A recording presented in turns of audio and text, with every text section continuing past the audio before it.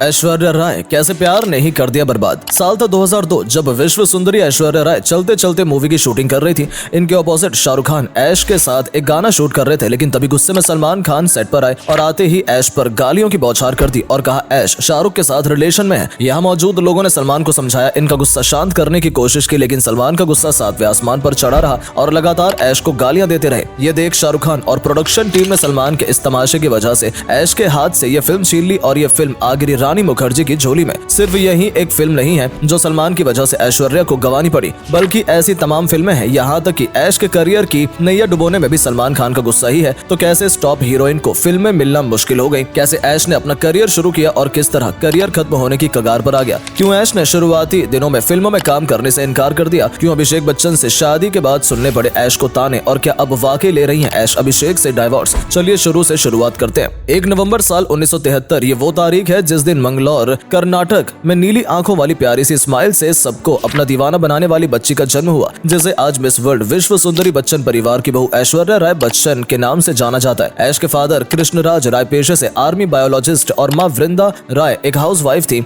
ऐश की mother tongue Tulu है, जबकि कन्नड़, हिंदी, मराठी, अंग्रेजी और तमिल भी ऐश की जुबान पर रटी हुई है। ऐश जितनी खूबसूरत है उतनी ही समझदार और पढ़ाई लिखाई में शार्प भी रही है। इन्होंने अपनी शुरुआती पढ़ाई हैदराबाद के एक स्कूल से पूरी की, लेकिन फिर इनकी पूरी फैमिली मुंबई रहने चली गई। यहाँ आकर सेंटा क्रूज में बने आर्या विद्या मंदिर और बाद में डीजी रुपेरियल कॉलेज से इन्होंने अपनी पढ़ाई कंप्लीट की। बहुत कम लोग जानते हैं कि ऐश के पास क्लासिक डांस और सिंगिंग का भी हुनर है। जी हाँ, बचपन में करीब 5 साल तक ऐश ने इन दोनों की क्लासेस ली थी। ऐश की दमदार एक्टिंग और खूबसूरती की वजह से आज ऐश बॉलीवुड का जाना माना नाम है और इसी खूबसूरती के कारण ही ऐश को पढ़ाई के दौरान ही मॉडलिंग के ऑफर आने लगे और ऐश ने महिमा चौधरी के साथ एक पेप्सी ऐड किया। इनकी खूबसूरती के कायल प्रोड्यूसर डायरेक्टर ने इन्हें अपनी फिल्म में काम करने के लिए इंसिस्ट किया, लेकिन पढ़ाई पर फोकस करने के लिए ऐश ने फिल्मों से दूरी बनाए रखी। और जब 1994 में मिस वर्ल्ड का ताज सर पर पहनकर देश का मान बढ़ाया तो डायरेक्टर से लेकर बच्चा बच्चा तक इनका दीवाना हो गया। और फिर 3 साल बाद यानी 1997 में तमिल फिल्म इरुवर से फिल्मी दुनिया में कदम रखा और फिर इनकी बॉलीवुड डेब्यू मूवी थी और प्यार हो गया। फिल्म हिट रही, लेकिन ऐश को ज्यादा सक्सेस हासिल नहीं हुई। इस वक्त ऐश को एक ऐसे साथी की जरूरत थी जो इन्हें नेम फेम दिला सके और वो साथी बने बॉलीवुड के भाईजान और सलमान खान। उस वक्त सलमान सोमा अली खान के साथ रिलेशनशिप में थे, लेकिन जब सलमान ने ऐश की खूबसूरती देखी तो उन्होंने संजय लीला भंसाली को ऐश के साथ एक फिल्म बनाने के लिए कहा और ये फिल्म थी हम दिल दे चुके सनम। इस फिल्म की शूटिंग के दौरान दोनों ने नजदीकियां बढ़ने लगी। फिल्म में भी दोनों की केमिस्ट्री को खूब पसंद किया गया। जब इन दोनों के अफेयर की चर्चा जोरों शोरों से हुई तो सलमान की गर्लफ्रेंड सोमा अली ने सलमान से ही नहीं बल्कि भारत देश से भी दूरी बना ली और अमेरिका शिफ्ट हो गई। सोमा के जाने के बाद सलमान ऐश के करीब और करीब आ गए। भले ही दोनों के बीच 8 साल का गैप था, लेकिन दोनों एक दूसरे से प्यार करने लगे। ऐश के पेरेंट्स ने इस रिश्ते को नामंजूरी दी तो ऐश घर छोड़कर लोखंडवाला में रहने चली गई। दरअसल इस वक्त सलमान का गुस्सैल बर्ताव, एक के बाद एक गर्लफ्रेंड बदलने की वजह से सलमान बैड बॉय के नाम से मशहूर हो गए थे। इसीलिए ऐश के पेरेंट्स ने सलमान से दूरी बनाने के लिए कहा, लेकिन ऐश सलमान के प्यार में गिरती चली गई। इस बीच सलमान और ऐश के बीच बहुत ज्यादा लड़ाई झगड़ा रहने लगा। गाली बकना, फोन पर धमकाना, घर आकर चिल्लाना, ये सब नॉर्मल हो गया था। इन्हीं सबसे तंग आकर ऐश ने साल 2001 में सलमान खान को छोड़ने का फैसला किया, लेकिन सलमान राजी नहीं हुए। जहां साल 2000 में आई मोहब्बतें जैसी हिट फिल्म देकर ऐश का करियर ऊंचाई पर आ गया था, वहीं पर्सनल लाइफ उनके लिए सर दर्द बन गई थी। एक दिन सलमान ऐश के अपार्टमेंट में जाकर खूब चीखने चिल्लाने लगे, लेकिन ऐश ने जब दरवाजा नहीं खोला तो उन्होंने ऐश की गाड़ी को चकनाचूर कर दिया। इस बदतमीजी के लिए ऐश के फादर ने सलमान के खिलाफ FIR भी दर्ज कराई थी। सलमान ने ऐश के फादर से भी बदतमीजी की, लेकिन फिर रिग्रेट भी किया। ऐसे कुछ न कहो के सेट पर भी सलमान ने खूब हंगामा किया।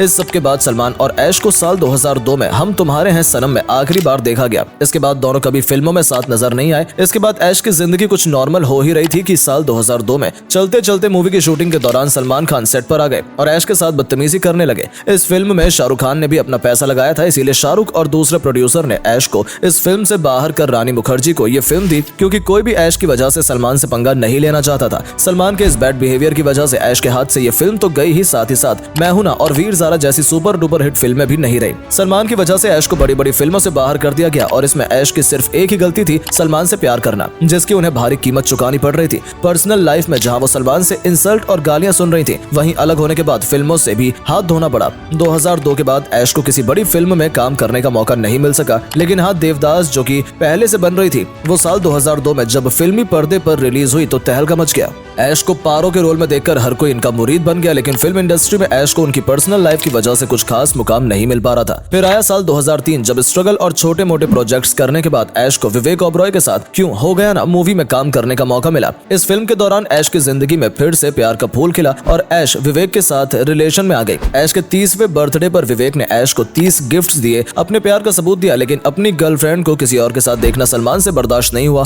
और सलमान ने विवेक को फोन पर खूब गालियां दी। इस बात का खुलासा विवेक ने एक प्रेस कॉन्फ्रेंस में भी किया था, लेकिन लोगों को ये पब्लिसिटी स्टंट लगा और ये रिश्ता एक फायदे का सौदा, क्योंकि विवेक का करियर कुछ खास नहीं था जबकि ऐश एक फेमस एक्ट्रेस थी। विवेक से अलग होने के बाद ऐश ने हॉलीवुड मूवीज की तरफ रुख किया और ब्राइड एंड प्रेजुडिस मूवी में काम किया। फिर आया ऐश के थमे हुए करियर को ऊंचाइयों पर ले जाने वाला साल 2005 जिसमें बंटी और बबली फिल्म के सॉन्ग कजरारे ने ऐश को बॉलीवुड की क्वीन बना दिया। इसके बाद ऐश को कई फिल्में मिली जैसे अमराव जान, धूम 2, गुरु और कमाल की बात यह थी कि कम बैक के बाद ऐश को ज्यादातर काम अभिषेक बच्चन के साथ ही मिला। जहां ऐश ने सलमान से धोखा खाया था वहीं अभिषेक भी रानी मुखर्जी से अलग हो चुके थे, इसीलिए दो टूटे हुए दिल फिर से जुड़ गए और साल 2007 में 7 जन्म साथ रहने का वादा कर लिया और शादी के बंधन में बंध गए। हालांकि फिल्मों में दोनों की केमिस्ट्री को खूब पसंद किया गया, लेकिन रियल लाइफ में इसका बिल्कुल उल्टा हुआ। कई फैंस ने दोनों की जोड़ी को लेकर नाराजगी जताई क्योंकि जहां ऐश एक हिट हीरोइन थी वहीं फिल्मों में अभिषेक का नाम कुछ खास नहीं बना था, लेकिन इस पर ऐश ने भी कभी कुछ नहीं कहा। शादी के बाद यानी साल 2008 में ऐश को जोधा अकबर फिल्म में देखा गया, ये हिट साबित हुई, लेकिन फिर एक्शन रिप्ले गुजारिश फ्लॉप रही और इसके बाद तो जैसे ऐश की झोली में फिल्में गायब ही हो गई क्योंकि इस वक्त दीपिका और प्रियंका का बॉलीवुड में राज था। साल 2011 में ऐश ने आराध्या को जन्म दिया तो बहुत